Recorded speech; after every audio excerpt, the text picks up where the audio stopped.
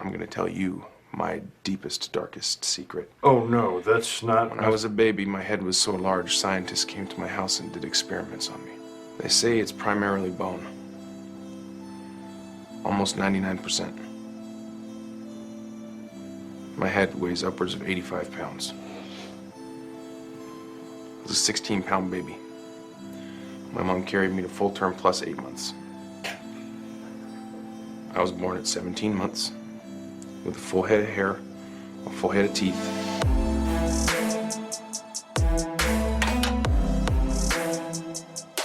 All right, everybody, welcome back to another week of Muskies on Tap. I'm one of your three hosts tonight, Gus Manty. We got episode 113.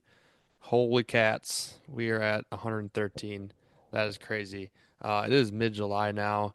It is summer peak. Fish are biting and going in the bag, and muskies are being really cool and doing musky things. So we'll get more into that soon. You probably saw from the title that we do have a special guest. He's actually taking the place of somebody tonight. Um, but I'm going to introduce Brian here, one of the other co-hosts, and I'll let him introduce our third here in a minute. So Brian, how you doing? How was your past week? What's new? I'm doing great. I was treated to some last minute plans here. One of our buddies in the area, shout out Cougs. We were planning on just Shout grabbing out a bite to Cougs. eat, couple drinks before this pod here. And then I learned that our fellow host, Max, was in town for some business the next couple days. So he ended up joining us, grabbed a couple beers with us. So I got to spend time with Max here tonight. Absolute pleasure welcoming back to the big city here. And got caught up Big on all of city. his big life updates, which I don't know if we're the ones that spill the beans yet on those, or if he's gonna kind of, run everybody through what happened this past weekend. I don't know if Hmm. he gave you the green light, Gus. I forgot to ask him if we should let We everybody never know. did. We never asked him Oh, really, to be man. honest. I can shoot him a text right now and just see if he responds, and I'll just. I don't think he's pretty busy. I don't know if he'll respond here soon, but I mean, he better uh, because I had like three full congratulations lined up in the hopper waiting, and that was one of them. So I'm gonna uh-oh. keep my lips sealed for the time being. All right. I doubt it's a big deal. Just, but whatever. We'll skip out on that. He'll debrief everyone here shortly. But yeah, the voice you just heard, Mr. Austin Wiggerman back on for the fourth time. Is that correct? Fourth, I fifth. don't know. It kind of feels like the first. It's Just the second with just. me, all right? Oh, you know what? You're right. You're right. It's just been too long, Brian. I appreciate you guys having me back, but fourth and 113th episode. That's getting up there. You guys been pumping these things out for sure. Yeah, we have been. It kind of flies by 113 episodes somehow, but it is kind of funny. You always kind of give us a hard time because I don't know if we've had the full panel on for one of your No, never, podcasts yet. never. No. Like we And were it's not talking intentional. before we started recording, I said something just there's just like a little bit like a little baby little red flag that just kind of pops up when I hop on here and there's just a missing co-host. I can't quite tell if it's a me thing or One of us goes running. No, as soon as we got a Mott crew guy missing, we just have to get the big guns on. Get I A don't boy know. I don't Austin know on. about that. Oh But yeah, hey, we'll take it. We'll take it. fill the gap. But nah, I mean it's awesome to have you on again. As always, we love having you on. People listening always love hearing what you have to say. So I think before we get into some very current stuff, fun stuff, maybe you do a rundown of how your spring went all the way up until, the hot water down south in southern Wisconsin, northern Illinois, and maybe a couple, I don't know, peak moments or things that worked, or maybe something that didn't work that should have, or maybe something that you've never tried before and it worked and it was cool. I don't know, whatever comes to the top of your mind there. We'd Oof. love to hear it. Yeah. Well, like you said, we're sitting here mid-July. When I start thinking about spring, it's always kind of a wild mental recap because my year already feels like 3 years combined because I start fishing like February, March time frame. But it's I would say this year's been incredibly consistent.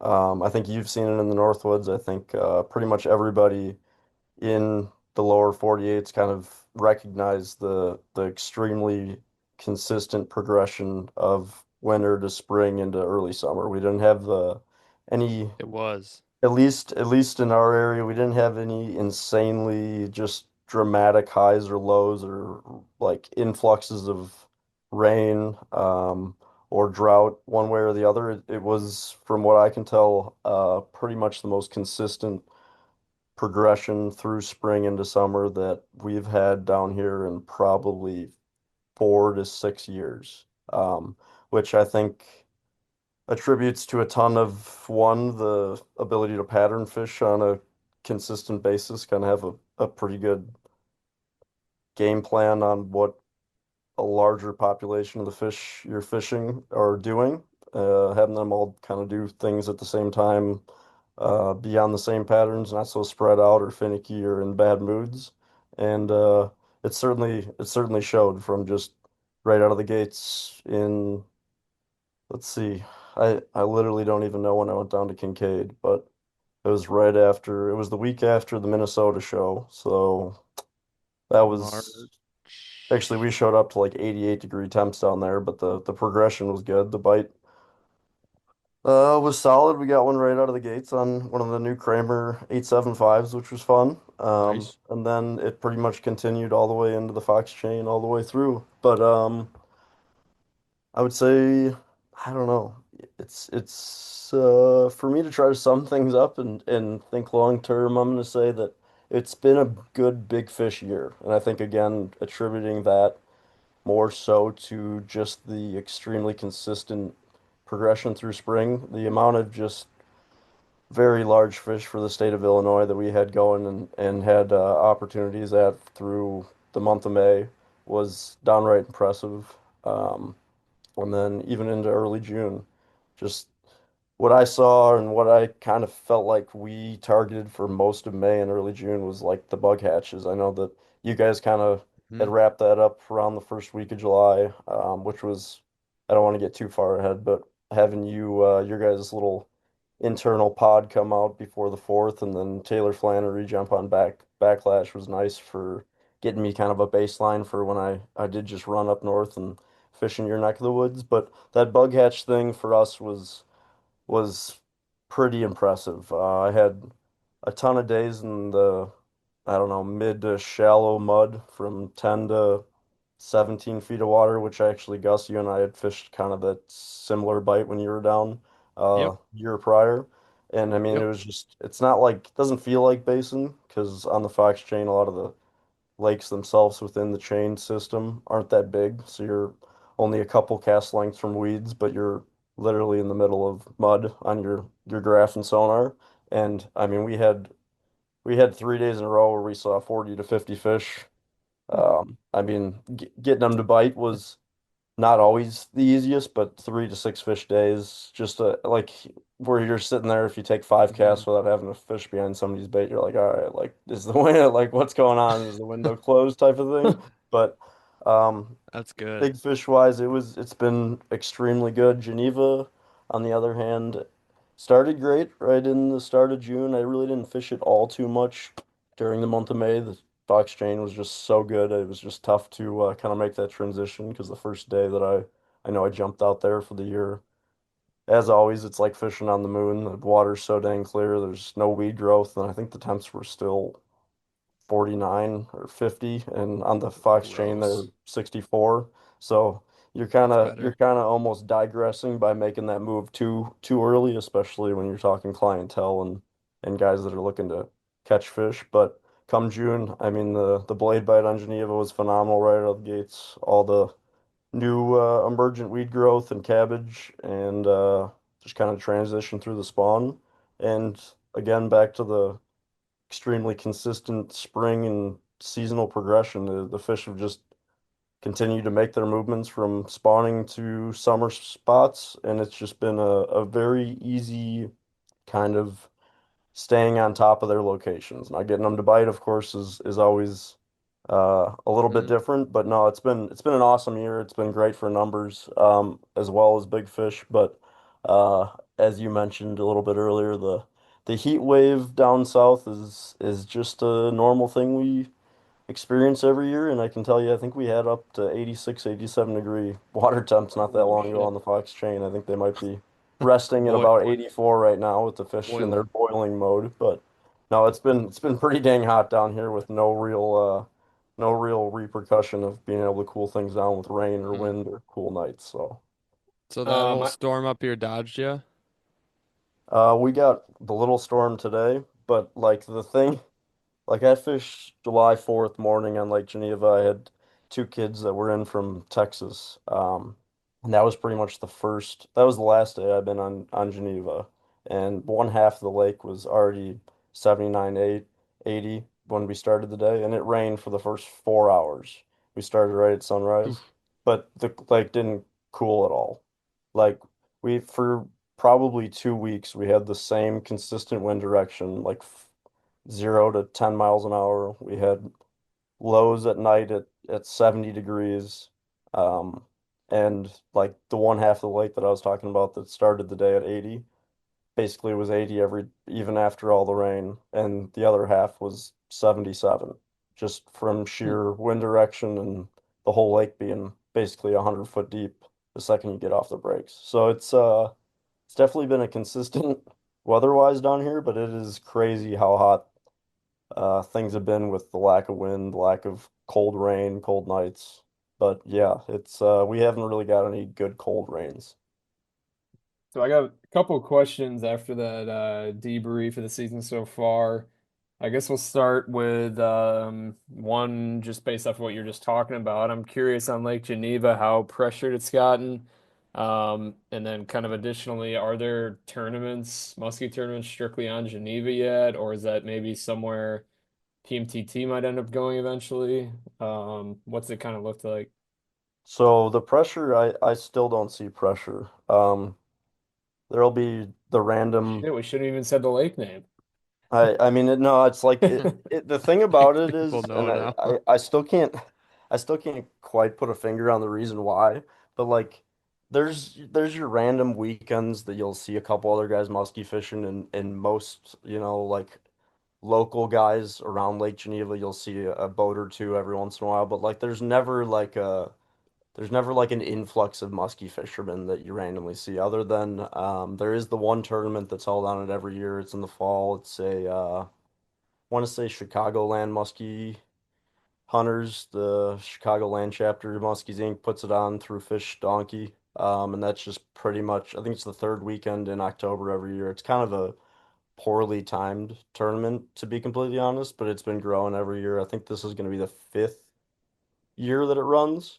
But other than like the weekend prior to that tournament for quote unquote fishing pressure, you just don't see it.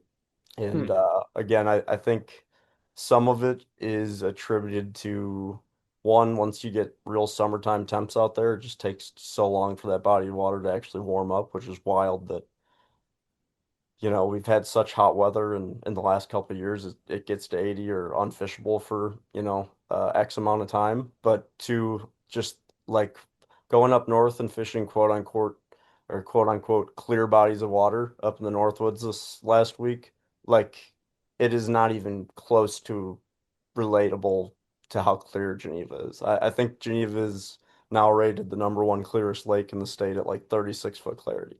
What? No, it's like it's and Unreal. it can vary a lot on like what you actually see, because there's like a lot of the darker bottom or like weed growth sections that you're fishing on top of. You can be in 14 feet of water and like think you don't see the bottom, but the second you get to like pure sand, middle of the lake, like sun, you'll be fishing and you can literally see the bottom fishing in So 35. there's no algae bloom ever. No, I mean, like very limited, right? Like in the fall, I would say like around the turnover time, you'll get like a lot of particles and shit in the water. A lot of the boat traffic kind of rips up the weeds depending on which way the wind's blowing. You can have a ton of particles, but like there's never a time it gets like green. Is that just due to like its depth? Yeah, I think so. And I mean, it's genuinely insane how deep the thermocline will get out there, especially with the lack of wind, like super warm water, which again is can be kind of a negative for anybody that's fishing fish too deep or, doing the scoping thing out there because the fish do use such deep water. Can be a negative, but it's just amazing. It's just a glacier lake. Like literally for more than two-thirds of the lake, the second you get off the edge, you're in 70 to 120 feet of water. That's insane. Yeah, I mean, I bet for Jeez. me it'd be intimidating. I don't know. I wouldn't know where to start. So I'm sure that's a lot of people's thought process when they're thinking about where to go muskie fishing. So maybe that's why the pressure's low.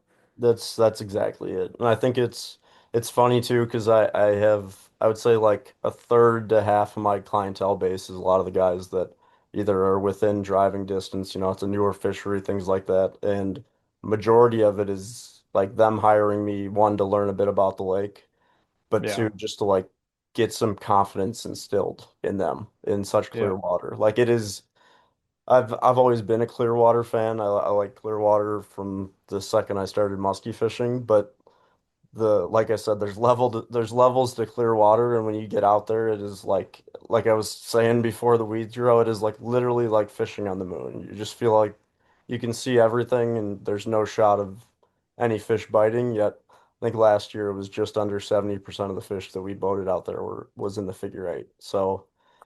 They're not boat Wow. shy. It's a big confidence thing, and then I think boat positioning on those clear water lakes is a huge piece to the puzzle as well. Like when you get that clear water, most guys want to be able to see the weeds that they're fishing, and they're just a different animal when those fish live in that clarity and that style of environment. They feed with speed. They're not gonna like I always say guys will have fish that chase their bait in and they're 10, 15, 20 feet behind a bait and they'll slow down and kind of go into that like mental, oh, this fish is lazy mode.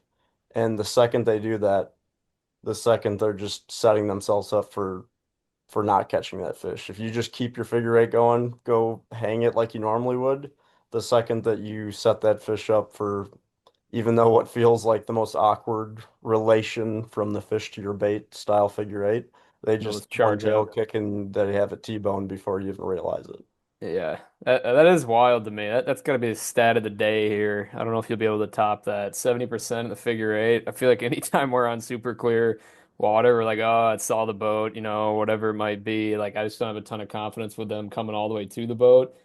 But I mean, what is that attributed to? Lack of pressure out there? Is it, I mean, there's a couple different strains of muskie in there. Is that correct? Yeah, we got a whole bunch actually. Now I think there's technically four different strains. So they have the Chippewa, they got Wisconsin River, then Jeez. they've been putting leech in there since 2018, and then I think this last year they put Great Lakes Spotted.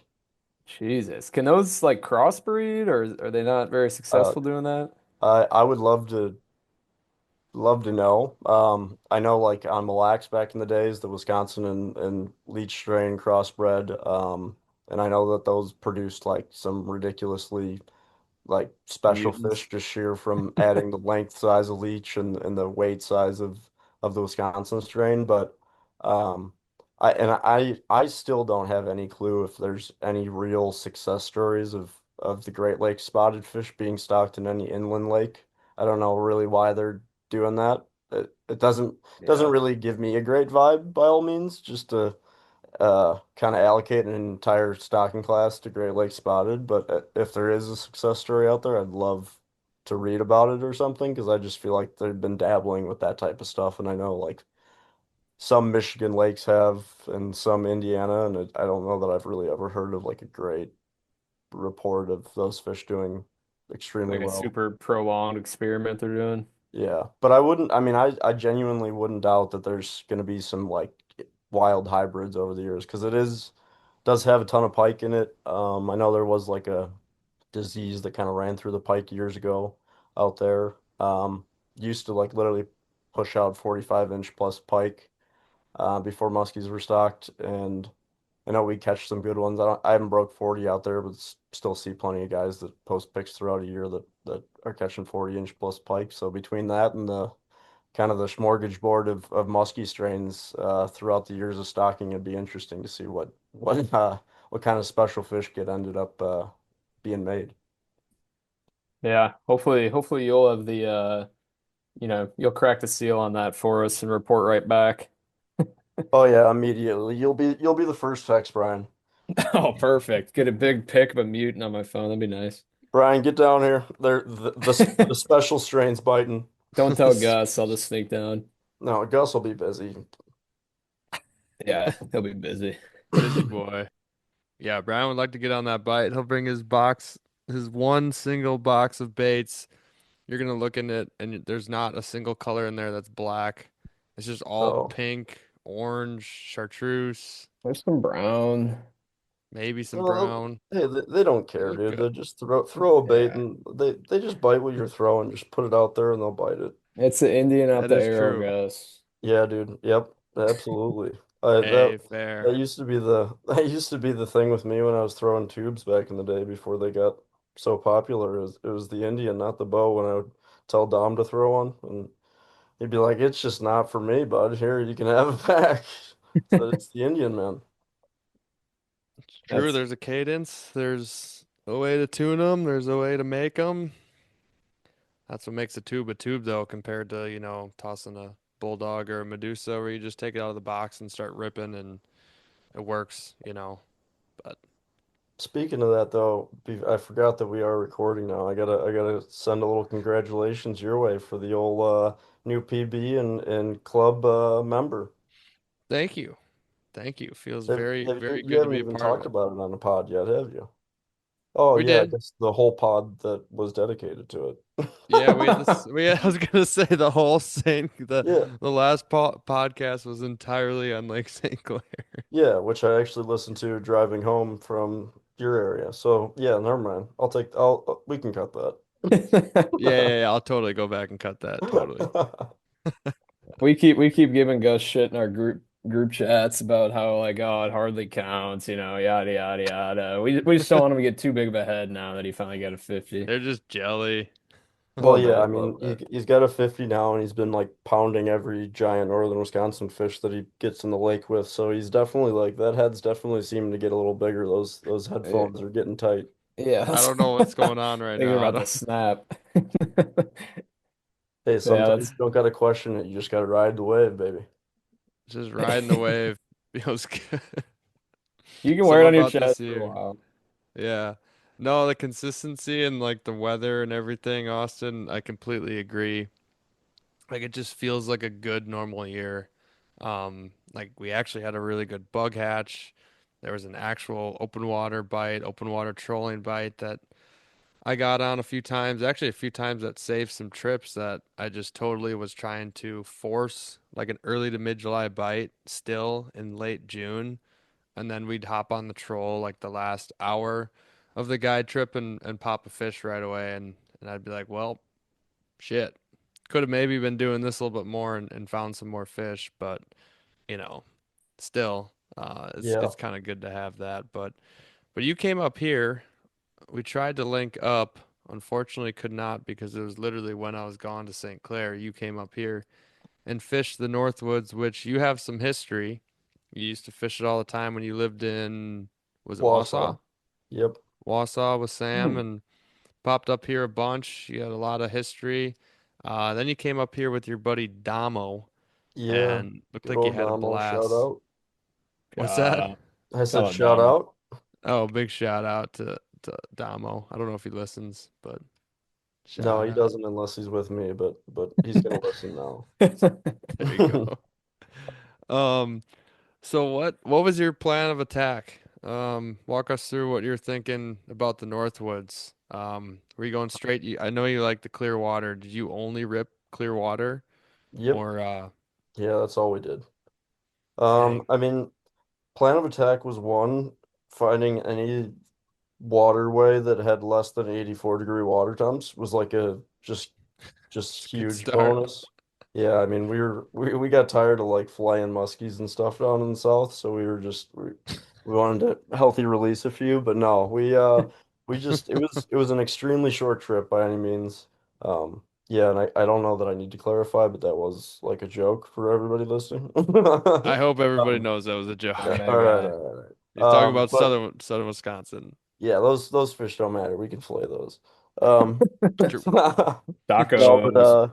we just headed north. Dom and I have got kind of the shaft on basically every muskie trip that he's attempted to take in like the last 4 years. We've just had insane, numerous different boat problems, motor, relays going out, trailer breaking in half, things like that, where we had a short, very short window before our other good buddy's 30th down here this last Saturday that we're like, screw it, let's just head north. Obviously, temps around here are way too warm. He could kind of finagle the days off, and we just headed straight up for obviously the days leading into the July full moon. And one, as I kind of mentioned earlier, it was nice.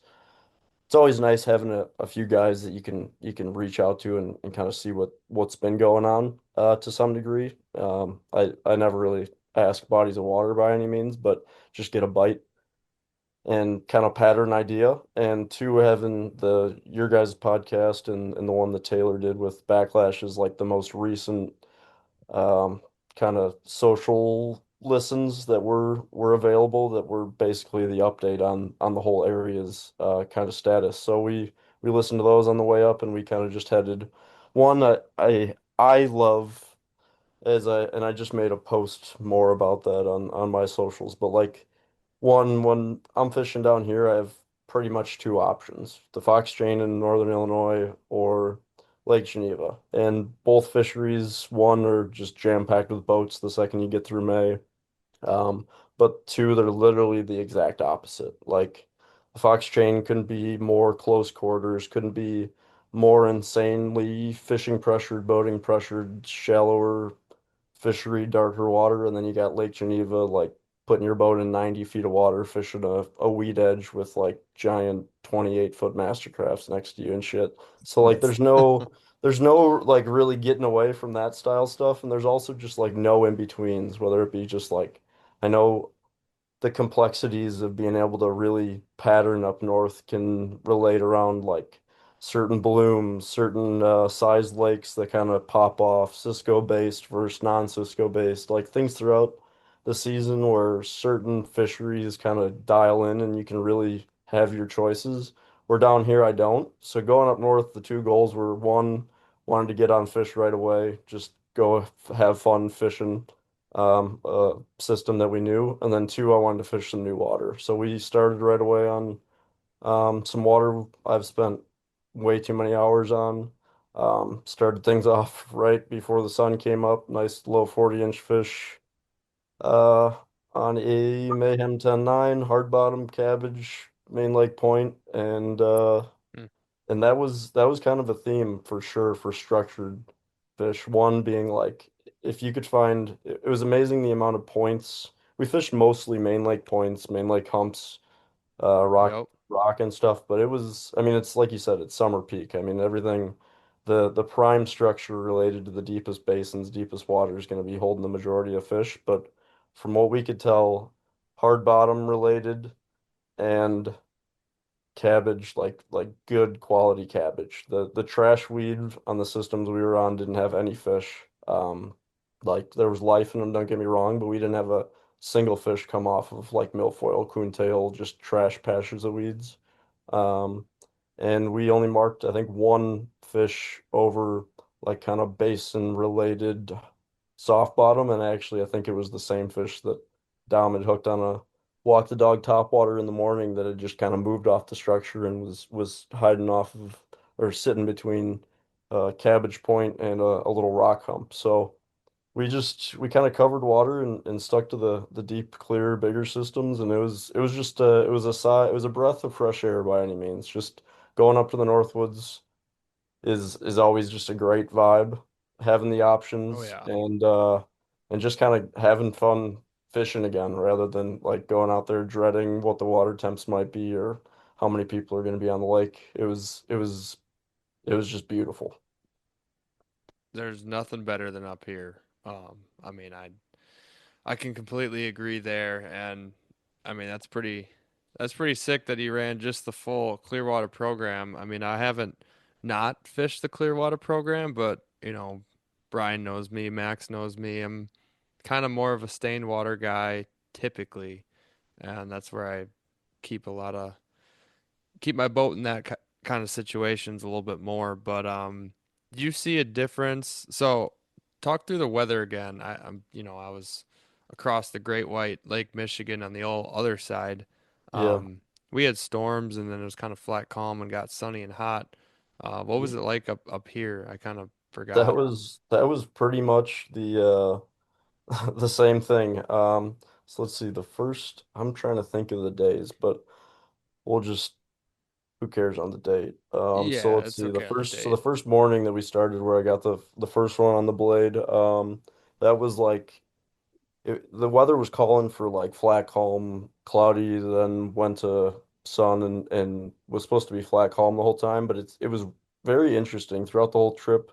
Like pre-sunrise and post-sunset seemed like the wind always kicked in, which was great for the vibe. That's But nice. it stayed cloudy and like fairly windy for the first half of the first day.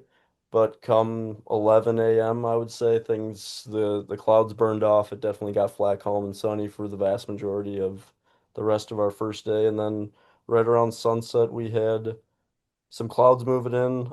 Things definitely cooled off. I mean, it was amazing. I think we did see up to like 77-degree surface temps like late afternoon, but on that same spot, like an hour later, they were back down to 75. Yeah, the Like the wind. second wind kicked in and the second like the sun got a little bit lower. Yeah, Um, but so that first day was kind of a mix of it all.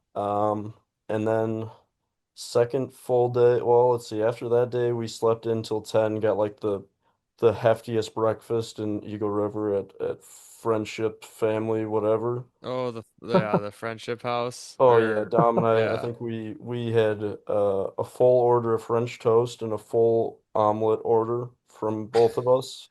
And they were Mm. like wondering if there was gonna be like another couple people joining, and we just like scarfed that down. Housed. Yeah. So that It's was cheap and quick there. Shout It's out good. Friendship House. yeah, I mean between driving up Shout north out. the night before and everything, we were pretty looking forward to a little bit of sleep by all means, but we slept in there, got out. It was again another kind of mix of like not crazy wind by any means, but it was partly cloudy, pretty fairly quality conditions. And then there was like a late afternoon, just dead calm, bright blues, and then got juicy again at sunset. But and that day was when we went and the first day we spent all completely on a fishery I'd been on. Slept in, like we said, got breakfast, and then we went to a brand new body of water I'd never been on. And like my seventh cast, I caught like a little one in the figure eight, and I was like, oh, this is gonna be fire. And we basically kind of just used what we were doing on the system prior, hard bottom, main lake points, cabbage spots. Um, and that ended up being like the exact opposite of where we found the majority of like real quality fish. We didn't on that system, we ended up fishing rock bars for the rest of it. Um, Really? and like I don't think we saw a fish. We might have marked one that like I could tell was like in the 40s on weeds, but like there was just a bunch of dinks in the weeds on that system. So we pretty much starting at like I'd say 6:30 p.m. for the rest of the night. We pretty much spent that all on rock bars, and then that last one that I ended up getting was right at peak at 1:30 a.m. Um, in 1:30 a.m. the next Early technical morning, breakfast. we did a 4 hour truck nap, got up at sunrise for the moon, got saw like 4 or 5 mid 40s on the rock bars, and then like right as we're leaving, I'm like packing up, and Dom's just like playing around with this shallow husky Medusa that he's never thrown. He's like, God, this thing looks really good. And it's like literally 9:30 in the morning. We're like ready to like leave. And he has this just I'm gonna call it 4 foot, but like it just as easily could have been 51. Just built to Jeez. a T. Like it flew out of these rocks. And again, it's flat column, clear water. We're in 24 feet of water. And this thing like did a backflip he starts straight cranking it. It like turns into like a bucktail fish, like fins flared out, like kicking down at it. I'm like, do an up pull, and he like double pump up pulls, does like another backflip with its mouth open, and then just like What the but now at that point it's like right next to the boat and it just like turns sideways and just like I can see its like cow-sized eye just like looking at us and just Oh, slowly swims away. So then we spent like an extra 2 hours on that rock bar, didn't of see course. anything and just delayed our drive back south by all means.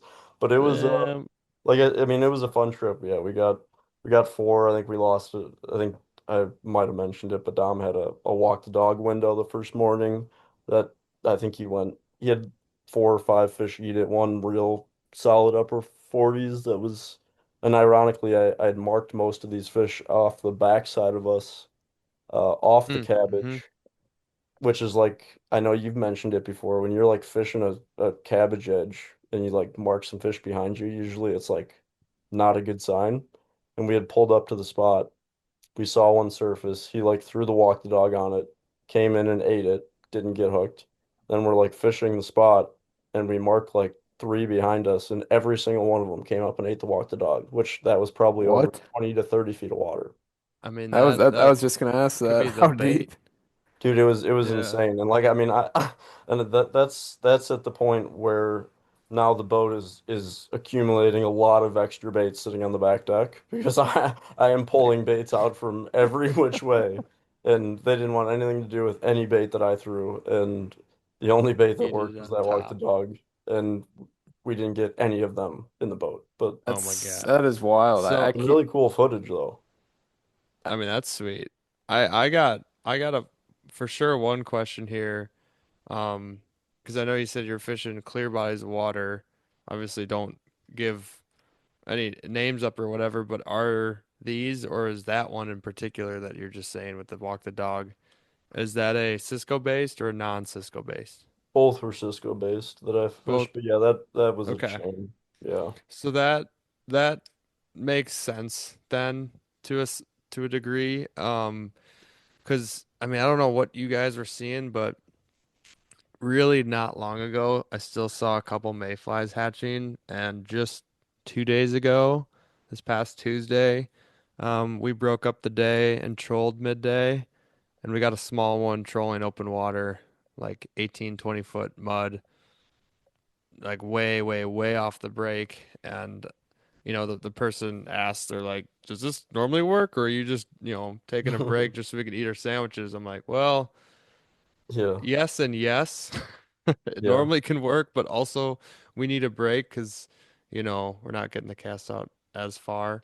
And the bait's loaded out in open water on this like certain lake on a certain area.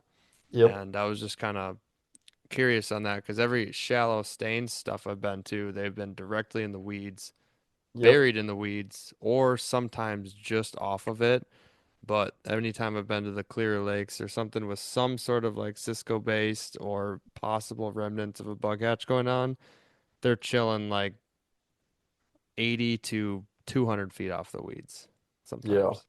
Yeah, I mean, and what's funny is like I would say other than like this maybe I don't know, acreage associated. I mean, they're both big systems, especially for up north, but like other than that, like they're both systems we were on was they're pretty much set up the same, like high, like super high Cisco based forage and like definitely deep clear, both had plenty of rock bars. And that was like the Hmm. like very interesting piece in my head was like one how we didn't see it. Like we spent plenty of time the first day like fishing main lake weed humps and main lake rock bars and we didn't see a single fish on them. And like all of the really solid fish, I mean we got a couple of low 40s and things the first day and like all of that came off of like main like not even island cabbage. Like it had to be an edge related to like the main land hard bottom cabbage spots. Like we didn't see anything off of like suspended or humps or rocks, nothing. It was all Hmm. just mainland related edge cabbage. And then the next system was sure still muskies on that type of stuff, but all the biggest fish were out on isolated rock bars. So it was like it's amazing how a system that's within, 20, 30, 40 minutes of each other pretty much set up the same for clarity, like environmental structure that's available, Yep. same forage base, yet how 2 days in a row and maybe there was big fish on the rock bars in Main Lake humps on the first fishery, but like I can tell you, we spent enough time, and I know that fishery well enough that we didn't see a Hmm. single thing to have that kind of variance between the two fisheries, which is also fairly eye-opening. That's interesting. I mean, I've seen it enough here on like just different idiosyncrasies of certain lakes. Like there's certain lakes that I go to. Sometimes it's weather based, sometimes it's a calendar date, and when I go there, even if it's not weather dependent or if it is weather dependent, I'm pretty much reaching in the box, grabbing like three specific lures to fish like four specific spots. Mm-hmm. And those spots could be completely different than what I was just doing the day before on the same type of system but different lake. But Yep. then there's just a few lakes where it's like, well, if they're gonna eat, they're probably gonna eat rubber in 7 feet of water this spot, Yep. something like that, or 12 feet of water this spot. Um, That is the cool, like little idiosyncrasies to certain fisheries up there. And like honestly only over extended periods of time or like very good quality info from certain people are you ever going to know that. yeah, no, that's just from fishing, just straight up, literally casting the lure and figuring it out. Yep. That's the only way to figure that out on certain lakes, and I know you obviously know that. I mean, I saw it firsthand. Still, I talk about the time that I had on the Fox chain with you 2 year, not this season, but the season before. On You were just pulling up the spots that you knew that they were there, and we were pretty much on them immediately. You're like, it's Yeah. water temps are this, they're gonna be here. We're gonna do this little drift, and fish are just like everywhere. By the way, what time did you catch your 50? Was it like 12 Um, something a.m.? 12:10 a.m. on Wednesday the 9th. Okay. So that was like pretty much mid-moon phase then, right? Maybe. I honestly have no idea. I mean, we just started around like noon or 1, or we got delayed a little bit from storms, and then Jason Quintana was like, "Yeah, we're just gonna run like 12, 13 hours or so," and Because we that did was just pretty much it. we did catch every single one of our fish in a moon phase. You did? Okay, that was Yeah. gonna be another question of mine. Which Um, like we did lose some outside of it, don't get me wrong, but like we caught three of them exactly an hour after peak, and then we caught one 4 minutes after peak. wow. Like So the that's the the time leading up to peak was like nearly like it wasn't good, but like the 30 to 60 minutes post moon peak was absolutely prime. wow. That's okay, that's kind of interesting because it's been very random for me. There's a few days where I saw it be within like 15, 20 minutes of peak or so. And then there's a few where like I don't even know if I could put a pattern to other than I think it was just weather related, like a wind And I, pickup, a I rain stopping. I would like chalk up a lot of my fishing this year to that as well, which is interesting because like usually I would well maybe I shouldn't say usually, but like most times when you've got consistency, whether it be weather patterns, whether it be like just anything stability within the system, usually your changes, your moon phases, your weather open those windows, but like for the majority of the or like spring into early summer, I would say most of it was like weather change, wind related for like really good bite windows as opposed to moon specific. But this Hmm. trip definitely seemed like the past peak window was when we were getting our good bites. Past peak. Okay. Like which peaks? So that was it would have been moonrise at sunset, moon So the overhead in the first middle of day the was night. moon set. We caught one an hour after peak. Then that night, Dom caught his 45 minutes or an hour, like right around in that stretch past moonrise. Then the next day we started right at peak on the new lake, and I caught mine like again 45 minutes, the little one 45 minutes or an hour past. I think that would be underfoot. And then the 1:30 a.m. one was like moon overhead was like dead Hmm. nuts on. So Yeah. actually every single phase we caught caught a fish technically. Overhead, underfoot, rise and set. We all caught.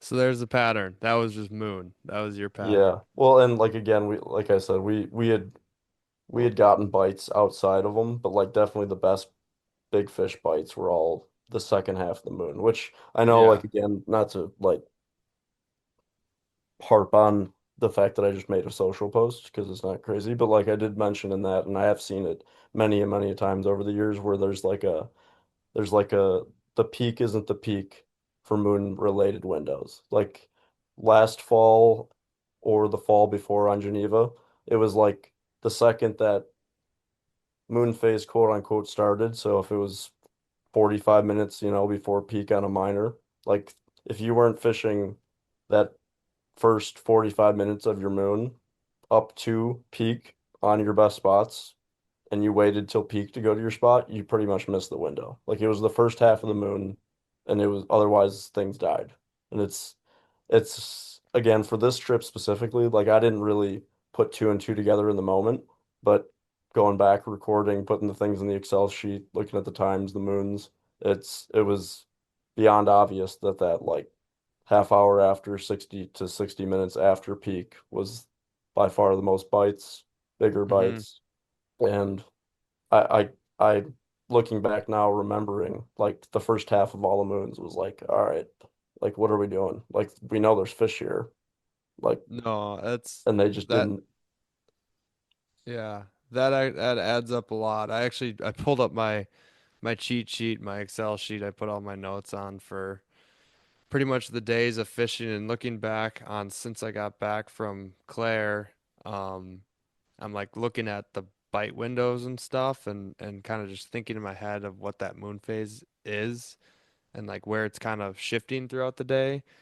And since I'm on full guide schedule mode, I'm not doing the whole night game like you guys were. So you guys were obviously hitting like that really, really early morning moon set because of after the full moon, that's when that is. So I've been missing that. And I think I think because I'm missing that, I'm noticing an early morning bite is actually really, really bad right now.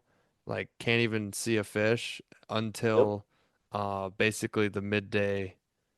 Um, And that's Basically something waiting until that moon set has shifted now to late morning. Um, I see and that a that's what it ton is. around full moons, especially full moons, like where the feeding has progress like it's almost like throughout the night they've fed and then the early morning if you get there early enough you can catch the back end of the window and Yep. then there's like that lull into the day then they start like they've digested they get back in the mood where you can start getting bites or having action and it just like continuously ramps up through midday late afternoon Yeah. sunset through the night and then obviously again that next morning you get that little window but I've seen I that had around moons consistently. Yeah. Like I had it was the other day I had a group for 2 mornings in a row. They booked 2 half days. And the first morning I'm like, let's start at 6 a.m. Like, okay, sounds good. And it was just like nothing, nothing, nothing. And then minor, we get 2 bites in 10 minutes. And then that was it. It was really crappy weather. Unfortunately, we didn't land the two, but we had some action there and moved a couple other small fish. And then the next day they're like, "What's the plan?" I'm like, "Well, the plan is to not go at 6 a.m. Let's meet at about 10 a.m." Yep. Because I told them like the back half of that day, as soon as that window was done, that midday to sunset was like fire. It was really good. Really nice fish were caught. They're like, all right, you're the boss. Sure, we have all day. So then we went the next day and started late and tried to start right on Moon and pretty much had action right away. So I was very happy to do that rather than just keep waking up early and having people fish through virtually nothing or no moon phase or no bite window for the first 2, 3 hours and then pretty much get, you know, tired by the time it's actually the good time to fish. That's what it Yep. seems like. Yeah, I do that a lot with my trips, especially if you see any kind of trend like that. You don't want to wear your guys out mentally or physically in that hmm it's like, yeah, sure, you might want to get out early, but I'm telling you, if there's it's either you gotta get out way earlier, or let's Yeah. just sleep in and save the energy and start fresh. Once I did figure out that pattern, I think the next person I told in the morning, they're like, "What time are we meeting?" I'm like, "Well, we're either meeting at like 9 or 10, or do you want to meet at 3?" Like, Hmm. I picked 9 or 10. Yeah, I'm like, good choice. Me too. I love a 9 or 10, probably 10 or 11 sometimes. That's about me. Yeah. I Austin, would Yeah. I'm say that curious. the muskies don't start biting down here until the boats come out. Oh, that's But That that's actually like locomotion. kind of a thing too. I think it wakes up the system. We've caught a lot of fish right behind boats that go through like more of a neck down area. I think it does something to kind of pique their senses. it I've does. I've got two casting double headers and both were casting directly behind a boat. Yeah, definitely Oh something to my that. God. I know. Shout out to the Smiths, Jason and Fisher Smith. Just recently had them hop in my boat and we filmed a little episode. I have no idea when they're gonna put that on their YouTube, the Smiths Fishing Outdoors, but we got two of our fish on like full on like channel neck down heavy boat traffic spots. Um, so they kind of got a taste of the Eagle River area. I'll leave it at that. Um, we're I should have fishing just in. Fishing. hopped out there for fun, honestly, while I was up, just to like get a little feel like home. Yeah, I mean, it's fishing very inconsistently right now, but it's yeah. I'll just leave it at that as a lot well. of fish in there. I've had yeah, great fish in the Eagle River chain, but Hey Brian, I've have been you caught forced one to on the hop around glider a yet? lot. Did I what? Have you caught one on the Hell no. glider yet? No. No, but I did get that new Manta. Um so Just throw it I away. have you used a Manta? Dude, we used to have like 100 of them back in the day when we first started because our buddies worked at, well, Dom and my buddy Corbin worked at a bait shop down the road, and he had like every custom color manta. And back in the day, mantas were like between Bob Messacomer on YouTube and like Corbin's family's Canadian fly-in trips, the mantas were just fire. But I can't stand them. Other than a hang 10 can be kind of sexy. Yeah, that hang time's nuts. You It's can swing that sweet. thing like 6 feet out and just let it sit there. Yeah, I think they're great for like Reindeer Lake in Canada for pike, but I don't think they have very many triggering aspects for musky fishing. Oh, I'm gonna give it my damnedest, which is about 30 minutes here and there. A little bit Oh, of this, that's a little bit plenty. Yeah, that's of plenty. That's that. funny. But no, I do want to get a couple tips and pearls, some hidden gems from the Clearwater Guru himself. Now that we have you on the line. Try something black. See, I don't believe that, so we're gonna have to go a little deeper and find something else. I don't believe that Uh, either, and I'm not even a color guy because I've had some success on some gaudy colors in Clearwater. yeah, Well, me so too. I, I But, I mean, they bite what you're throwing, like we always say. True, true, true. you All right, you Brian. said like they'll come flying up to the boat in a figure eight. I mean, that's something I don't have a ton of confidence in. Like how shallow are you willing to go in these super clear waters? I mean, Geneva obviously, but also up north in northern Wisconsin. How does your game plan change? Like you're primarily focusing off break lines then, or are you pushing up shallow? So, I mean, in terms of like how shallow am I willing to go, literally as shallow as my beta land, like the shoreline. On But I Clearwater think Lake. like so for I guess speaking more specifically to Geneva, like the pre-turnover phase of fall, where things are dipping back through the 60s, you get a bunch of the bait fish and fish moving up shallow again. Like that's a time frame where like when I'm in Minnesota, you literally spend your time in 6 feet of water to 2 feet of water, and it's like just incredible fishing, right? And those are quote unquote clear lakes. But in Geneva, I would say just the way that it's laid out itself. The same style bite. Like I think there was like a article I read years ago that was like the it was something related to like sixes. It was like the rule of sixes or something. And speaking on like the pre-turnover cool down a fall, like 6 feet and less is like where a ton of the fish slide to in that time frame, but like the way that the lake orients Geneva wise in that time frame, there's not like a ton of quality like areas that are 6 feet and less. It's more just like right up against the shore. Sure, there's a handful of like bays and shallower flats associated with it, but most of that is like 10 to 30 feet of water as you're like quote unquote shallow. So like when I'm thinking Hmm. shallow on Geneva, I'm thinking like 8 to 14 feet is like what I would say shallow. But when I'm also looking for those fish that are in insanely shallow water, most of the time they're related to a very quick access to deep water. So like two tail kicks and they're off the edge. So you can have your boat in 25, yet where you're fishing's or like where you're targeting is like the inside weed edge that then cuts in front of the dock lines and is just pure sand up until literally the shore. And those fish are sitting in that inside weed line. So they're in 4 feet of water. Now my boat's not in 4 feet of water, but they use wildly shallow water. Northern Wisconsin wise, I'll fish as shallow as I need, but like for these summer months, I think so here's an example. So the first spot that we fished, actually the first two spots that we fished when I was up north, we fished the outside weed edge, and just because I've had history, seen uh like know the spots well. The second that we got done with the outside edge, we took the boat, swung it on the inside edge, as shallow as you could fish. Like as shallow as I could put the trolling motor, shallow as the boat could be, and bomb basically the inside edge or just the weed bed from a different angle. And we saw just as many fish doing that as we did fishing it from the outside edge. I think that Hmm. in clear water, there's like the stigma of, yeah, I can see forever, but I've always had this like weird concept of if I'm in 10 feet of water or less in super shallow water, that them chasing my bait like horizontally, they're not going to be able to see me nearly as easily as if I'm in 30 feet of water and they're looking straight up. Like in a They're sense, Okay. coming up to like the boat less, like that.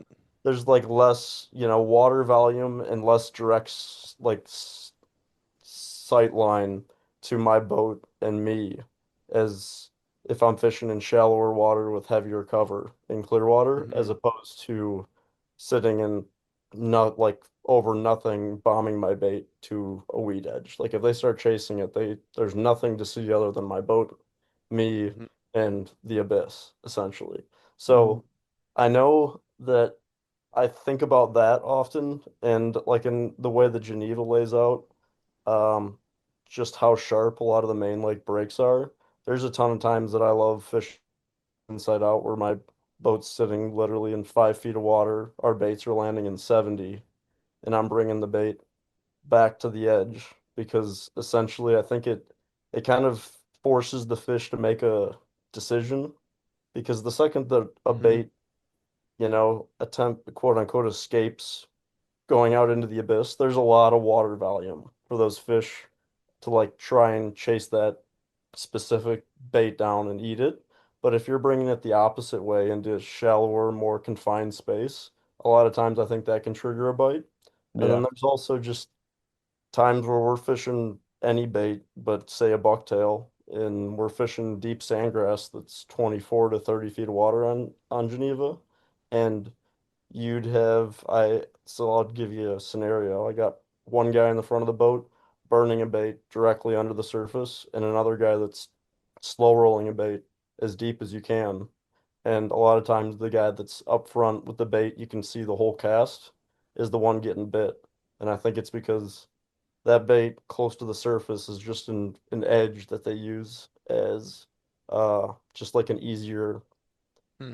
feeding edge in a Yeah. sense. It feels That, wrong, it looks wrong because you can see everything the whole cast. but they can kind of pin it up against the surface, you're saying? Like Yep. that fish can't go anywhere but, Yeah, down. like there's no way that Yeah. thing can escape because the water volume around that one specific bait that it's trying to chase is like it has no room to escape. That's a So I good mean, point. in terms of like the shallow side, you can go as shallow as you want. I think there's a ton Yeah. of I mean, different pieces to that, but there is a lot of the mental side of keeping a bait shallow. I think that also helps What trigger strikes in clear water. do you think, and let's just go right now, like July, this time frame, midsummer. When you're doing that tactic on clear water, are you trying to rip baits in really fast to get a reaction strike, or are you just is the angle of your cast doing it for him, you think? I think yeah, well, yeah, and yeah, like like our classic Yeah. answer with Muskies, but Yeah. I think Clearwater you can never go fast enough. One, because as we were True. talking kind of earlier about like a fish chasing a bait 15 feet behind it feels awkward and like that fish is lazy. But like if you think about it, in dark water, you're gonna have a fish that's chasing its intended bait like nose to like tail, like it's right on it Yeah. because that's how they have to in that environment. Yet, like, and I always use this, like, I heard it from Herbie, but in clear water, they're cheetahs. In dark water, they're pumas. Like, clear water, they feed with speed. They're not going to sneak up on their food. So they sit at a way greater distance away from the intended food. And then darker water, like they're gonna pounce on like a off of like a really specific Hmm. edge, whether that be rockweed, brake line, wood, whatever, and get their meal as opposed to like chasing it down in the middle of nowhere, in a sense. But Makes personally sense. I use speed in both ends of the spectrum, and I think lately I've been going. I'm never really a middle of the road kind of guy with my like bait speed. I think you just never does it really ever seem to pay off. But I've definitely gotten a lot better and built a lot of confidence last 2, 3 years in a row with going way slower with the bucktail. Just like it feels like you're doing nothing, but you're literally just slow rolling that thing and getting it 10, 15 feet down, burn it the last 20 feet, and it comes in at like a 45-degree angle. And these fish just absolutely come unglued. Huh, That's that's yeah, I cool. mean that's a bite I've done with swimming dogs, but like you said, it's a confidence thing. I just straight up do not have confidence in that. Like with the swimming dog, at least if I'm fishing slightly deeper water, you can let it sink for a second and then reel it down at that depth and then do the gunning of the reel and bring it up at a 45-degree angle. And that's like where half the bites come about Grenade. 10 to 20 feet away from the boat as the bait's flying straight up, pretty much making them make a decision right there. And I Yep. feel like a bucktail that would be just as deadly because I don't know many people that throw bucktails and get them down that deep in general up here. So you're already Trolling ahead of the girl, curve. trolling girl, and a grenade. Trolling girl casting? Isn't that a double That's 13 heavy? no, it's double tens heavy. Oh, it is It's heavy. just Oh, it's got had it's got the tens. same. I like rebuild. I have a ton of trolling girls, but I rebuild a bunch with different profiles and like they come obviously with those plastic washers underneath just for like obviously they're designed for trolling and the amount of abuse and time that those things are spinning. And that's also kind of one of those like silent kind of washers that sit under the thing. So I have a Hmm. ton, but I rebuild a ton with a shorter profile because it's got the supermodel 3 skirts that Oh come yeah. stock, and I'll build it one skirt, 2 skirts, and put a bunch of different things under the clevises just to have a wide variety. But having that heavy bucktail that you can literally get engaged and roll at a insanely deep depth, like you're literally describing that swimming dog retrieve, is Mm-hmm.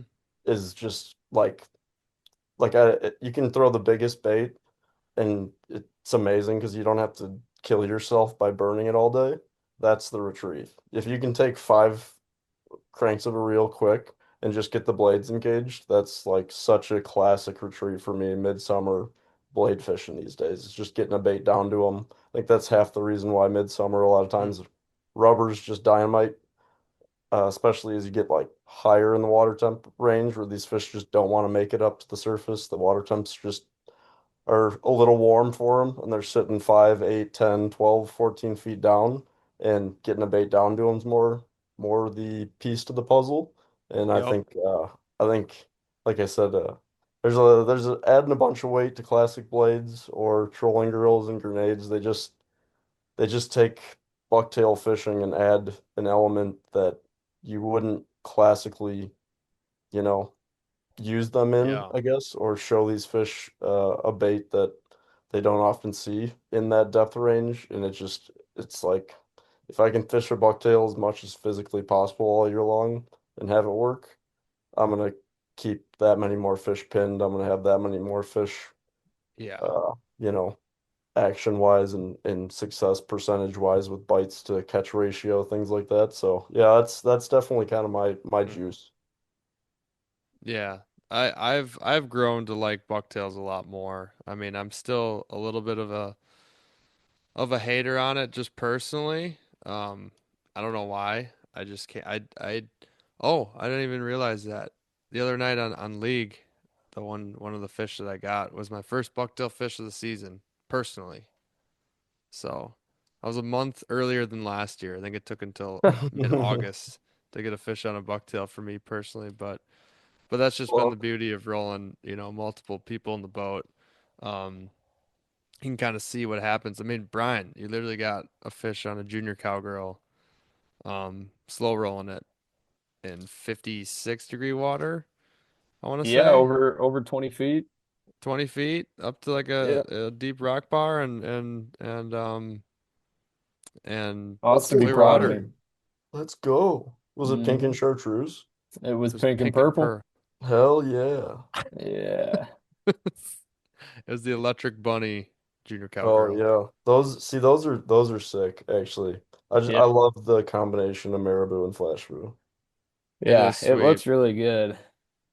I think I I'm gonna don't have to know. get accustomed to that too, Brian, except just put in my favorite color, black and green. Oh, I thought you meant a custom of that pink and purple. I was gonna say, go for it, man. Nah, just steal yours if I want that Yeah, yeah, yeah. for sure.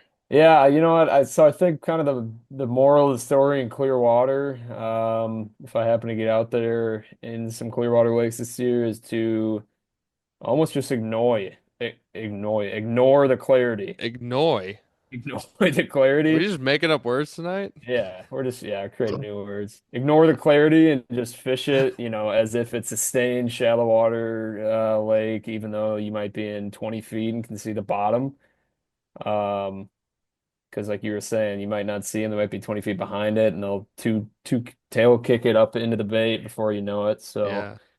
I just gotta think try to I try think to, the Clearwater clarity thing is just a mental hurdle. I mean, don't yeah, get me wrong, like like it is. there is a ton that goes into boat positioning on certain spots and being as far away, being able to cast like as long as you can and keep your boat as far away from certain sections rather than being on top of weeds and things. But I mean, they're muskies, they're living in a Hmm. clearer system than, people might be used to or feel comfortable in, and they still got a bite and you're still throwing musky baits at them. So Do you other than think do you think that like you were talking about keeping your boat up in 5 feet on top of the break line and casting out over 70 and kind of bringing it up the break, making them decide, kind of at the top of it if they want to eat that thing or not? Do you think that's more effective in clear water than stained?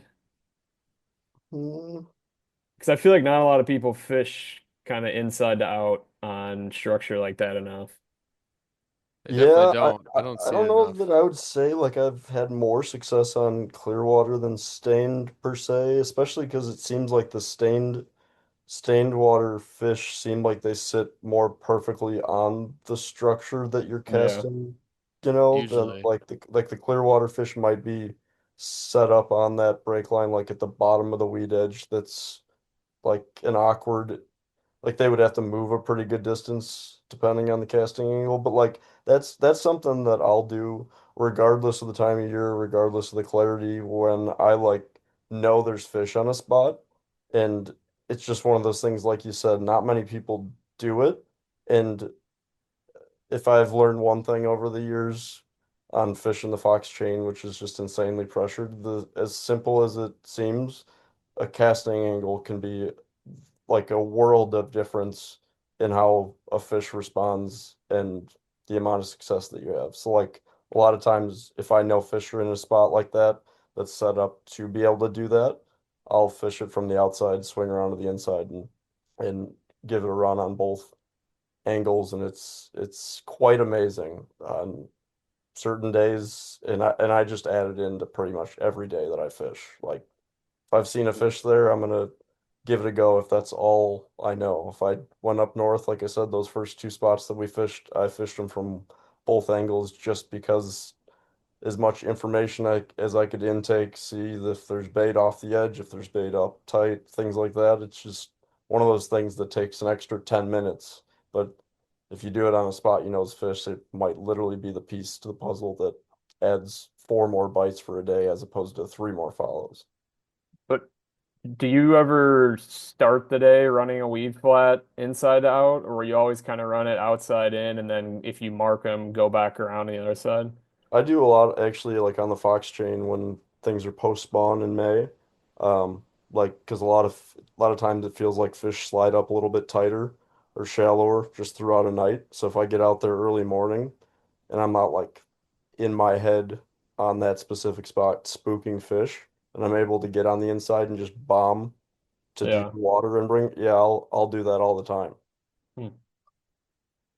But I think a lot of it is slightly dependent on the exact spot that you're fishing, structural wise. Because, like, I'm imagining a flat on the Fox chain, but also I'm imagining attempting to do it on Geneva in the dead morning. And it's like, for me, I wouldn't see a Hmm. purpose. Now, like, there is times in late fall with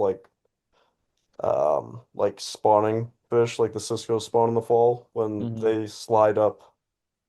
Like late fall, I like fishing inside out a ton anyway. Again, you're bringing the bait to them. They might be lazier, not their strike zone might not be as wide. You kind of uh I don't know, keeping the bait in their zone for longer as opposed to pulling it away from their zone, things like that. But like the spawning bait fish thing, when the bait fish are way up shallow after the night, Cisco spawn more specifically, if I was rambling too much there, but like getting way up on top of the structure, casting out to where I would expect those fish to be set up on the edge, waiting for those kind of Ciscos to be moving outward. I'm almost like the bait fish that's doing the exact opposite Mm, movement for that time frame, kind of stand out, might get bit. I don't know. But I do it more often than I would say I see most people. that's Yeah. that's interesting. I'm big time inside out guy, and that is one time of year I've never actually tried that is during the Cisco spawn when running a break line is sitting at a certain whatever depth. I mean, make it up whether it's uber shallow or on the break and just casting out and bringing it back in. Um, And I I think I've like done it a few times, but not with any success. But I I've love barely it done it. too because it's almost like you just cast your bait out and you can like count it down to where you would think the deepest point of your retrieve needs to be, Mm-hmm. obviously. And then it's always working up the structure, staying in the zone, as opposed to like how perfectly you have to retrieve that bait to bomb it up at the high point and like perfectly count it down, like like elongate your pauses to keep it in the zone for the whole time. Yeah, There's pros and cons to it all, don't get me wrong, like we're kind of talking, but yeah, that time frame can be super solid for inside out fishing. interesting. So I got another two questions for you, Austin, on when you came up here in the Northwoods to kind of add to the current report for anybody fishing up here, anywhere in Wisconsin or even, Minnesota or Canada. Maybe this will help too. Um, two things. Did you see any correspondence to wind direction? Like a crosswind on a spot, a eddy on a lake kind of thing, or the wind beating up on it? And did you ever pay attention to your water temps on the lake, not like the too hot thing. I know he had uh, good enough temps, but like the cold side of the lake or the warmer side of the lake. So when I was up, pretty much there was never really enough wind for our whole time to, I would say, shift anything or how fish were set up. But the only fish that we had caught, which was that first morning's fish that was maybe 10-mile-an-hour winds, overcast before right before sunrise, it was set up. I mean, it was set up on the G of G's on this underwater cabbage point, like right on the crosswind before the kind of point wrapped back around. So I mean, that was pretty much the only, I would say, wind Hmm. direction fish setup, and there was like three sitting right on that little cabbage tip and kind of inside cut to the weeds and the sand point. But other than that, no, we didn't have enough wind or anything crazy there. Gotcha. I was just curious because it shifted for me. I'm looking at the what's going on here. I don't think in the last however many days I was out, other than one where there's kind of a big wind just on a larger lake, we're just going across the whole thing. But it's just a good spot, so we just kind of had to fish it. Um, Everything else that I'm looking at here was either the slack water, like the leeward side, or like a crosswind that is wrapping that you can see it like wrapping around a corner, whether Yep. it's typically from like the mainland and the trees blocking it almost, where you're fishing still some chop, but you're kind of on the I don't know, the less windy part of it. And it's Yep. not because I didn't want to fish in the wind. I mean, I love fishing in the wind. Trust me, I tried pretty hard on fishing into the like most windblown spots, but for some It odd is. reason, bait fish and stuff were just stacked on the leeward side, and that's like where all the muskies have been coming from. I definitely agree there. I mean, it is interesting, like the amount of times that I've fished like a prime spot with wind like blowing directly on it, and you don't see a fish. It's not always, obviously, but I heard Kevin Cochran talk about this one time like years ago, and it was like related to the underwater currents on certain, like if it's been blowing heavy from a certain direction and like the spots that you would expect fish to be set up on, the way Mm-hmm. that the like underwater currents actually push down certain edges and set up sections and like bait fish populations and where the muskies actually relate to it is almost different than where you would like in mentally first thought expect with that specific wind direction almost. And like the way that you described almost like the back eddy kind of slack vibe of the wind from, Mm-hmm. where you had found those fish that wasn't directly in the wind, but it was like down wrapped around from just the, environmental layout essentially, is definitely like how the wind is pushed and created a current down any steeper break or the just consistency with the wind. It almost feels like a crosswind or down the edge from a heavy wind blow where it is that like semi backwater eddy Mm-hmm. change in the underwater current is definitely where I see fish set up more often than like on a direct hard wind on a spot. Yeah, I completely agree. Like it's like I don't know. As much as I want to fish the windblown stuff, every time like I go to some sort of spot where I can visually picture, it's almost like I'm breaking it down like a river. I can visually picture like that's where they should be sitting.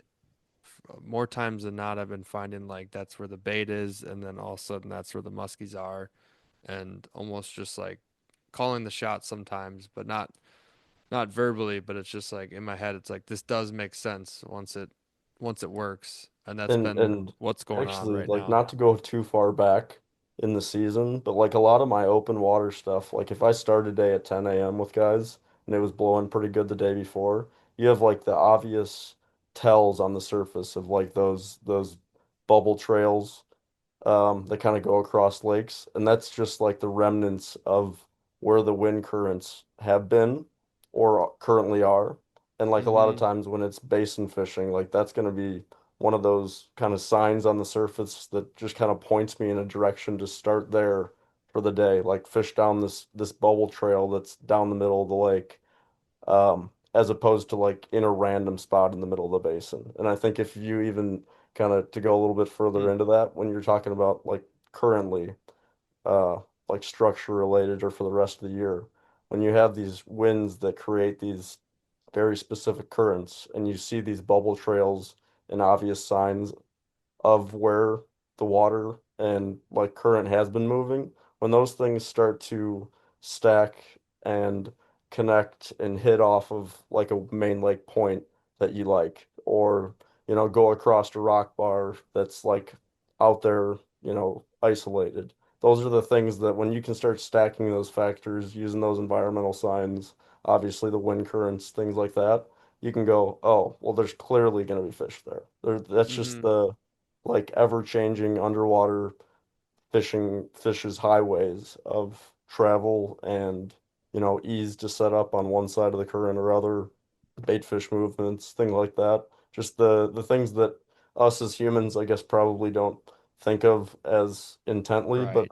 us as musky fishermen, I guess, are a little weird and try to think about shit like that. But yeah, definitely you One can with stack those nature. factors, and certainly if you can be aware of them, you can kind of pinpoint a few spots right out of the gates or throughout a day that like that's guaranteed to have a pile of fish on it. Yeah.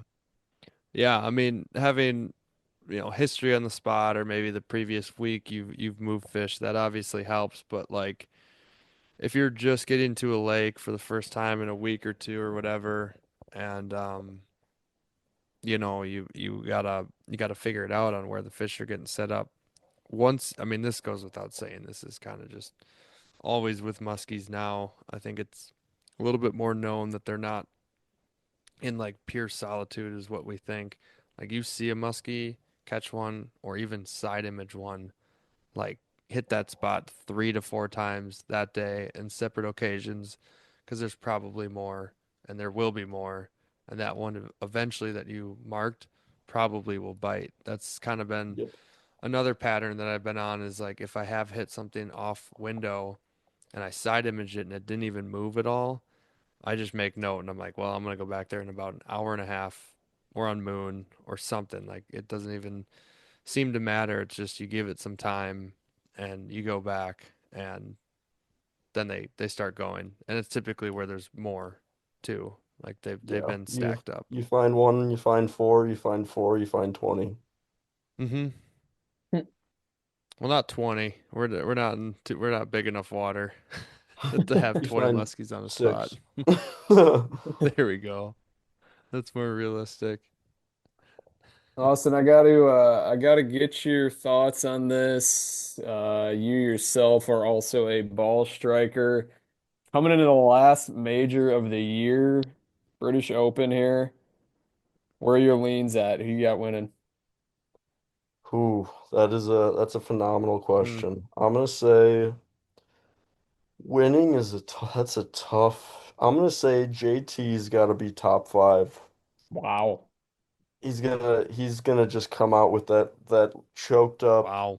low, just piercing little cut driver and find every fairway and just be Ooh, dialed on his wedges. that's a take I have not heard yet for this week. Okay. I'm gonna say that. I'm gonna say Fleetwood's gonna probably ruin it on his back nine Uh, of round 4 and coming 6th. That would Winning mhm. it, suck. I don't know who's been like just on a I can't say Scotty because that's boring, Isn't but chef like That's chef. boring. There's been a lot of guys that seem to be getting close to kind of peaking at the right time. I'm gonna say Morikawa or JT wins it. Wow. Okay. We'll see. I like the JT pick. I mean, he's kind of flying under the radar. He's been a little rocky this year, but he kind of turns it on, in the blink of an eye. So that'd be a fun one. Yeah, everybody loves it. I mean, people have been betting on Spieth I've seen, but that just doesn't That's just not as gonna. much as I'd love for that era to come back, Yeah. I That would mean be Max, insane. Max and I that were just was talking so about that fun. today. It's like, God, that guy was the most entertaining golfer, just hit some horrible shots and hit some of the most insane shots you've ever seen. And Same now he's round. just way too inconsistent. Dude, when he was like sitting on the like $25 million in cash or whatever back in the day, that first year that he was just crushing, I was just Yeah, like, he's such a baller. yeah, yeah. You kind of take that for granted, and all of a sudden it's gone, and now it's like shit. We don't have another young stud in the game. Hopefully soon.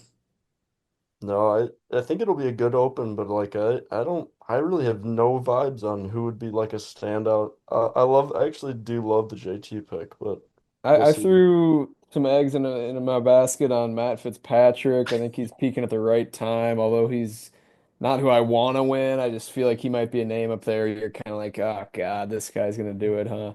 I could see it. Uh, him, I think Justin Rose, and I think Patrick Reed could be some dark horses. Rose would be sweet. I'd love if Rosie did it.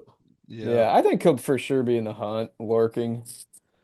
I mean, actually, why wouldn't I throw DeChambeau in there? Yeah, he could just bully it, and we'll all look stupid counting him out. Yeah, I mean, there's no trees for God's sakes. You Yeah, just spray it. Yeah, let the guy pray and just pray. whack, man. It's a good course for him. Well, that was That's our awesome. golf segment brought to you by FootJoy. Hopefully, you guys enjoyed that. I Appreciate like, it. Appreciate it. yeah, I feel People like that want to was know. needed actually. It kind of made me relax. Stop thinking about Muskies. Get all worked Yeah, up. we don't Yeah. need to think about them too often now, What do but you are? Did I see you guide for a while in Detroit Lakes?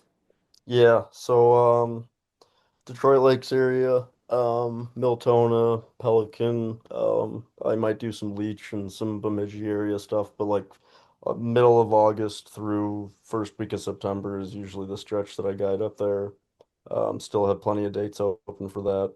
And before that, I very well may be opening up some dates up in the Northwoods by Gus's neck of the woods because I think I got pretty much my last trip down here on Friday morning, which is only because tomorrow's gonna be 70 degrees and I think the low overnight's gonna be 50 something Mm. oh and this yeah, guy's we've rescheduled like 5 or 6 times with this guy I've got, and I think we should be plenty in the clear for upper 70-degree water, but I just know that how hot it's been around here. I don't want to take too many chances, so we'll take our one pick down here, and I very well may be opening up some dates up in the old Northwoods. What's your living sitch out in Minnesota for a month? It depends on who's asking. Some days could be my truck, some days is the old country inn, some days is That's the Hoppy household, some days is a couple other people's households. It's usually a little bit of a fun ride. You just kind of it's a scramble. pack gonna everything say, into your man, truck and boat, and then you just start driving, and then you go with kind the of figure flow. it out. But but every day you just wake up happier when you just know there's a 55 incher in the lake Yeah, to be on. That's kind of that nice. sounds Little added nice. touch being over there. Every time I've crossed that Wisconsin Minnesota border, I'm like, any cast, a giant fish could just eat a bucktail. And I've been Yeah, throwing for yeah. 17 years in Wisconsin, haven't seen a fish over 43 on. It's like, all right, big time difference. Oh, but that's awesome. What about up here? Where are you? I would be Um, literally like Tom oh Collins. yeah, Yeah, absolutely. that's who I stayed with when I went up north. Oh hell Um, yeah. so I mean I'd be like right in your neck of the woods. I That's probably where I'd shack up for some of it until Riley kicks me out. But Well, his you got a place to girlfriend stay for here, reference. But always. no, he was a gracious host. They had a little blow up mattress for Dom, and the dog had its little duck toy that was the cutest thing ever. And other than getting all the way into his driveway, which was like a task and a whole nother like hour-long story on its own, it's a great Jeez. kind of centralized location for all the stops up there. So that's probably where I'll be out of Viola's area, Eagle River area. Perfect. Sweet. Well, like I said, at any point you can always stay here if you get kicked out by Riley or something. I'm pretty easy, honestly. But no, Riley was great. She actually probably didn't want us to leave, to be honest. Keep Tom a little busy. Just keep you and Yeah, Dom but no, around for I'll entertainment. definitely be making it up that way again, and I'll hopefully you won't be at St. Clair for some reason, but I it was don't think I'll just funny. randomly be at St. Clair in the Yeah, next few weeks for some Yeah, reason. that's right. I'll invite Brian into the boat. We'll have open spots, you know. let's go. I mean, as Get long as I that. just got a seat, I don't even need to cast.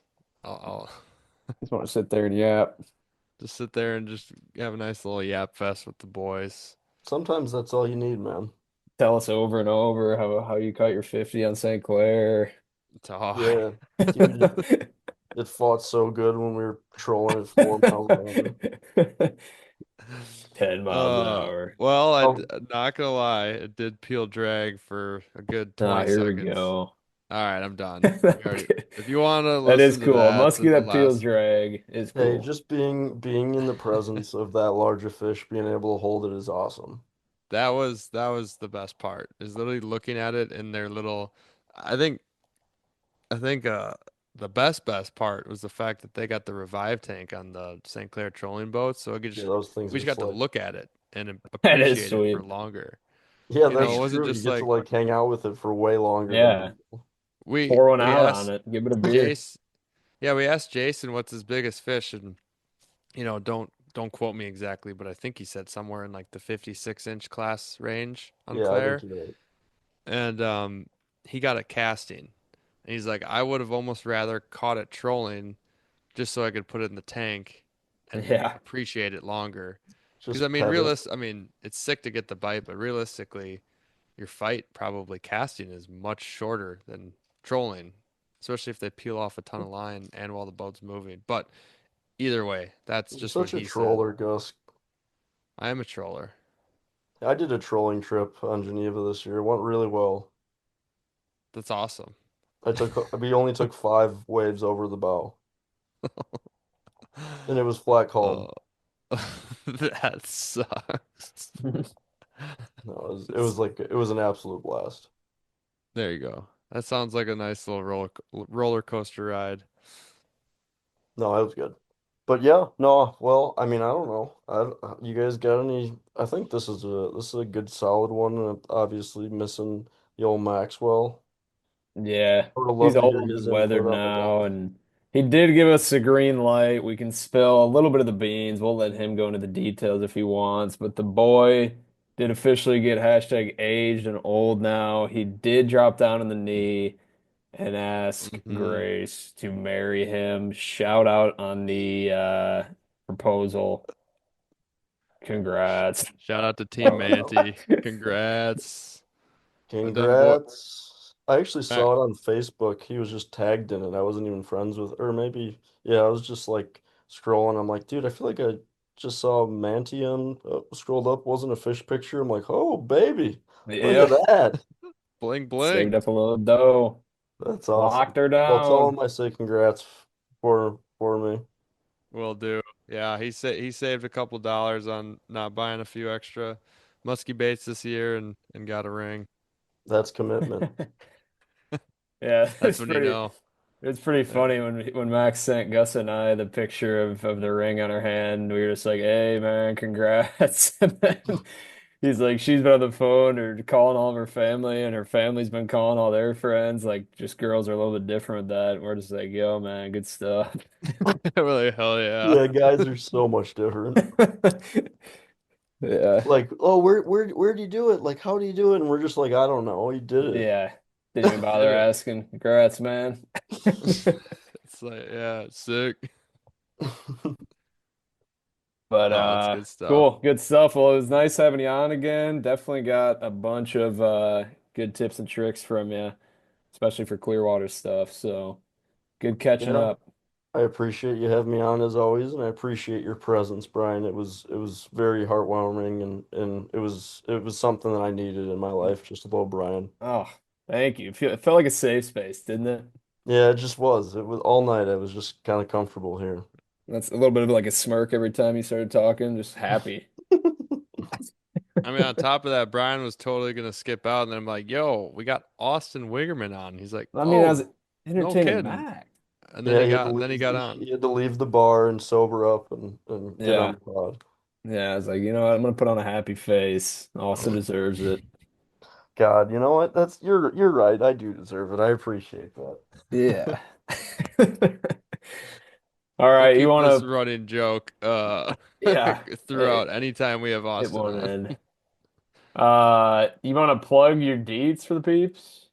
We need them deets, Yeah. phone number, website, stuff. So Austin Wiggerman Guide Service, pretty much I don't have my own guide service page on socials, but you can just look me up by my name. Little Wave Products, wavproducts.com, Oh new yes. business venture just for rod holders, whole new kind of facelift, rebranding kind of use for in boat, um, you know, organization and protection of your, very special and expensive equipment. So check that out and maybe Fish with Teeth Outdoors for the boys, which doesn't ever get used. So but yeah, anything on socials there, and yeah, I got plenty of open dates and spotty spotty openings for the next probably week or two around here before I probably audible to posting some openings for northern Wisconsin before my Minnesota stretch, and then back down to Lake Geneva for the rest of the fall, starting mid-September. Hell yeah. That's a nice little lineup right there. So, well, thank you, Austin, for hopping on here tonight. Much appreciated. Lots of good nuggets in there. Hopefully, people gathered something up to put some more fish in the boat themselves. So, look forward to hopefully running into you here while we're up here, or maybe if you are in Minnesota while we're over there for the PMTT as well. But we'll be in touch on that. So, Absolutely, um, buddy. sweet. Well, Brian, want to take us Do away? you want me to take it away live? Live, Austin, do live you want to action. take us away? No, you got Oh, this. come I've been waiting for this on. my Always whole Brian. life. Figure it out, That's too buddy. much pressure. All right, everybody. Thank you for listening to this week's episode of Muskies on Tap. Shout out to Austin Weber for coming on here tonight on this glorious rainy Wednesday here in the middle of summer. Incredible tips and pearls on clear water fish. 70% of them came up and ate by the boat, guys. Do not get discouraged out there. And let's cheer on Rory to capitalize, to put a big exclamation point on the end of an incredible year for him. He's going to win the British Open this weekend. Make sure to tune in early morning Wow. hours. Peace.